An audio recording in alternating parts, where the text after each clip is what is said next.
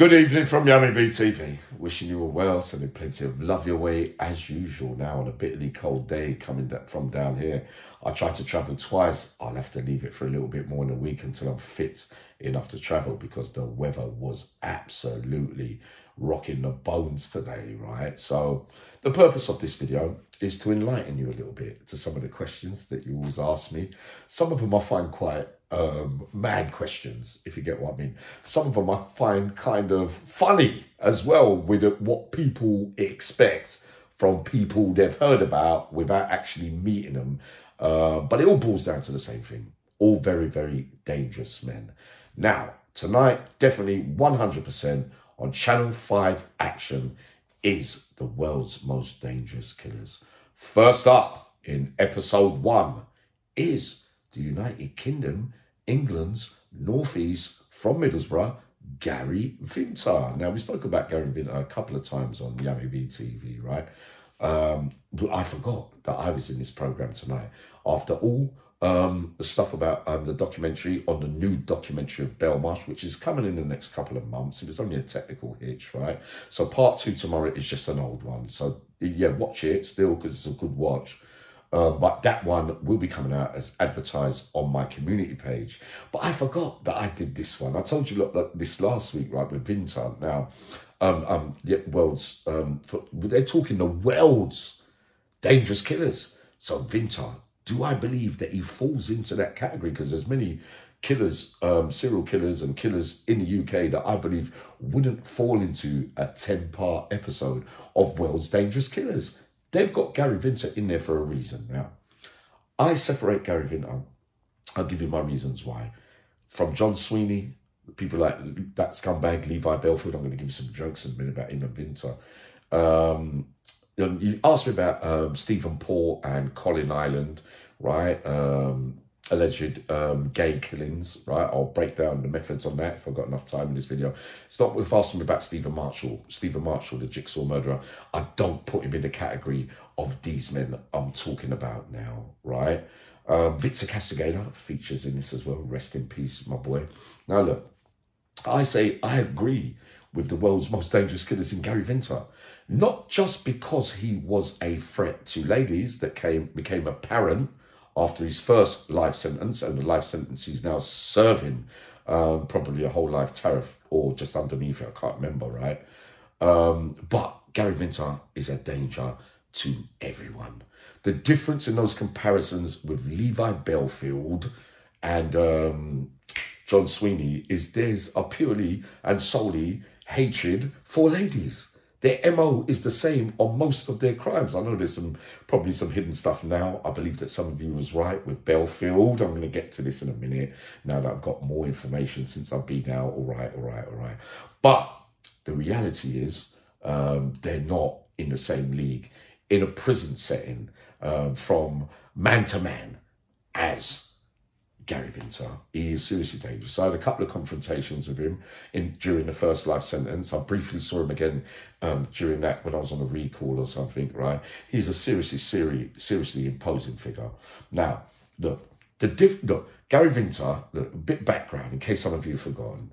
He did a life sentence, early doors, right? And got done about 10, 11 years for murdering a man in the employment area of his workplace. A man spotted him either stealing something away and reported him. And that uncontrollable rage became apparent early on in his life, right?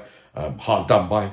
The blame game. Everybody's always finding fault with me and that kind of thing. A sure sign. Let me get round to this now in a minute. Now, he'd done his time. That couple of those things you see on TV tonight, that happened between me and him.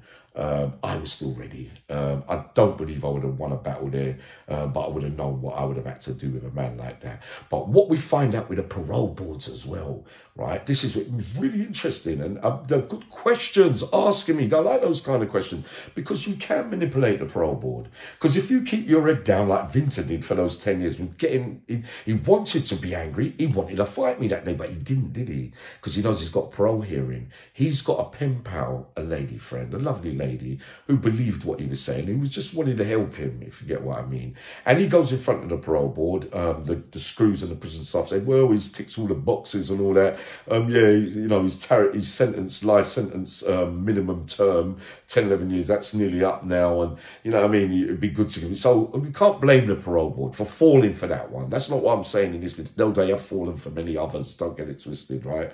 But he used that, manipulated the lady, a lovely, kind lady, and got out and mistreated her, got recalled for another bodge-up fight with someone else. And whilst that was, at that time, their relationship had been falling apart, and then he was left in there feeling rejected and lost, the same old feelings that have haunted him all his life, that kind of thing. I get what some of you mean about trauma. Let me tell you one thing. It don't matter about whether you were traumatized and it leads to you being a killer or a thief or whatever. Every single person that ever lived this earth, or most, if you ask me, my honest opinion, suffered trauma as a child. Things that they remember that hurt them, whether it was bullying in the school playground, whether it was their stepdad, their mum, their dad, their brothers, their sisters. There's always little things during our life as we grow that remind us of certain things that are really, you know, that are stuck in there, that make us think, oh God, I feel vulnerable again. If you see someone that looks like somebody that haunted you when you was younger, when you see him again, you might still feel the same fear. Not saying it's always the case. But it doesn't lead to most people turning out to be stonewall killers, right? It's called uncontrollable rage, and it hasn't been processed right. That's what it means. And they haven't got the skills to want to make the difference in what they're feeling. Because once you start blaming everybody and anybody for things that have gone wrong for you in the beginning of your life, and you ain't got much family, and loads of us suffered that kind of thing, the blame game becomes everybody else apart from themselves. I took mine out in a different way. After my childhood, it became more belonging and getting into the culture of stealing, the environment, and burgling and robbing and institutionalization. But there was never a time in my life, right, that I went on a crime, or I with all that kind of kind of processed anger that I had from the things that happened to me as a little boy.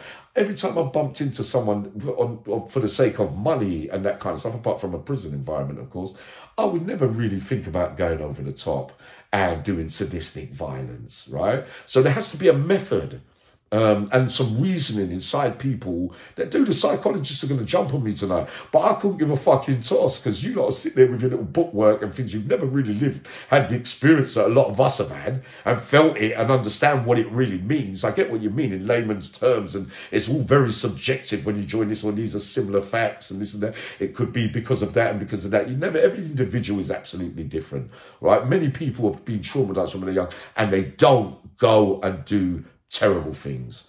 What they do is they learn as time goes on to process it and understand exactly what it means. You know what I mean? That's what it means. Can you change those feelings over time? Of course you can. During those early days of mine, I understood wrong from right. I understood evil from bad and that kind of stuff, and, doing things for whatever reason, adrenaline reasons, and not thinking about victims and those kind of things. But in later life, you understand perfectly that when you do those things, somebody's going to be hurt by your actions. But if you never knew, it's a different kind of thing. These guys, like Vinta, right? He's a seriously dangerous man, right? So it comes out, all that happens, and then the rejection, the feelings of all those feelings, like I just said, he ends up murdering that lovely lady. He gives himself up at the police station. Not because he's got this sense of, I was guilty, I'm sorry and all that. He really ain't got nowhere to go and hide and run. That's why she was all that he had. And that's why he took that course of action. I'm not saying that if he really felt the way that he felt, about somebody that looked after him in his term in prison, and when he first came out, that he didn't deliver what he said he would. I mean, those lovely prison letters and visits. Many of us have fell foul to that. I failed that one, but I still didn't resort to violence with the partners and that kind of stuff, or a couple of partners, if you get what I mean. But then he takes it out on the one person that tried her best for him. She didn't want the drugs around her and all that kind of behaviour. She didn't expect that kind of treatment. And then he takes it out on her. If he would have been any kind of man, and you'd have been. That's why I rate Robert Maudsley a little bit, I do. His thing's different from a lot of these people. I'm going to break this down to you soon, right? Oh, look, the time's ticking on. I was on a good one tonight. But look. What I'm trying to say is that Vinta goes down I believe Vinter would have been a handful for near enough anybody in the Cat A's. Not in maybe the hard men in the thing, even though he can have a row, right? And he's a killing machine. And now all's lost after he murdered that lovely lady. He's not getting out for the foreseeable future. He's the hitman now in there. He's seriously really, really tall. And seriously, he's maimed the geezer in the eye. He's taken another man's brain out. He's gone on the final stand, right? I know what that feels. I've done half of that. And if you feel like all's lost, he feels like all's lost, which it is lost for him at his own expense. He still hasn't accepted his part in things up till today. And not a lot of them do. Yeah, which is what I'm getting at. He's on the final stand, and many people are going to use him and things. So he might be isolated right now. The thing that I forgot to tell you is when Vinter catches Levi Bellfield, Bellfield's career's done. Let me tell you that. That's the two. Listen, I know I got inside. All right, look. When Vinter, if he does, but remember Bellfield's on Rule 43, but there's a chance they could possibly meet at certain stages. I know if Vinter bumps into Bellfield, it's good night Vienna for Bellfield. Bellfield won't be no match for Gary Vinter. 100%. Don't get the thing twisted. Bellfield's a living coward. I've told you this already. He's on the numbers, Rule 43. If he was any man, Vinter turns up, right? Victor Castigator turns up. John Sweeney, right, back in the day, for crimes against women, wouldn't really last on the wing, but he turns up on normal location. He doesn't run off on Rule 43, John Sweeney. I wish he did, because I don't like him, as I say in the Belmarsh programme, and I give my reasons why again, right? Straight up and down. Now, when Vinter catches Bellfield, that would be the one. Remember you heard it first on Yummy BTV. The difference, you're asking me, with Victor Castigator, no. When they met, Victor Castigator and Gary Vinter backtracked because Victor's more love. He's got more love from people, Victor. He's got different, better elements to his character. I'm not saying they're all great characters or anything, but I'm saying in the Cat A hierarchy, if you get what I mean. Vinter, there's not one person that ever met Gary Vinter that said he was all right. No one. No one has said that Gary Vinter, I liked him, he's a good geezer. Many said that about Victor Castigator. When they met that time, Gary Vinter backtracked. That's the only man I know Gary Vinter might have been afraid of was Victor Castigator. How about that? And Bellfield couldn't talk to Victor Castigator. That was a silly question to ask me. Definitely 100% not, right? So I can't go into the other bits that I wanted to bring up about Stephen Port and Colin Ireland. I should do separate videos on the psychological aspect about the trauma and growing up and the processing of things and the thoughts and feelings that go with growing up with when sad things have happened to you. Everyone, we've all got our stuff. When mum died and dad died and we brought up in children's homes and cares and all that, but we don't turn out like some people. There's one thing in all of those men's lives, one or two triggers, not that many. It's one or two hurtful things that they can never, ever get over if they feel them emotions, thoughts and feelings again. So simple as that. Bellfield, John Sweeney, Gary Vinter, it could be rejection, it could be, some kind of loss, it could be an animal, it could be whatever it is. Let's look at the big picture. It is one or two things, and when it comes up again and again, you have to get something. With Bellfield and Sweeney, you have to get something out of the serial killings that you did. Yeah, in the way that you did them. There must be some kind of relief of anger or revenge inside of you in your warped state of mind, right? So, I know, I'm telling you, Gary Vinter's, for me, is rejection and no love because of his personality. That's it. I give it to you straight. Yeah, not very likeable, not charismatic. He hasn't got that kind of personality. Yeah. He's got a little speech, a little one-way. All of us were like little loners, and ladies will fall for certain men, at certain times when men are at their most vulnerable. It's in prison and writing letters because you're at your weakest. I love you, and I swear I'll do this and do that. You was the greatest and all that. Yes, sir. You could, because there's vulnerable people everywhere. And sadly, she fell foul to him. And you've got to remember that, boy, sometimes. No matter how we feel, we know to do such gruesome acts, right? Killing a woman in that way, right? For those reasons as well. Not any reasons, not right.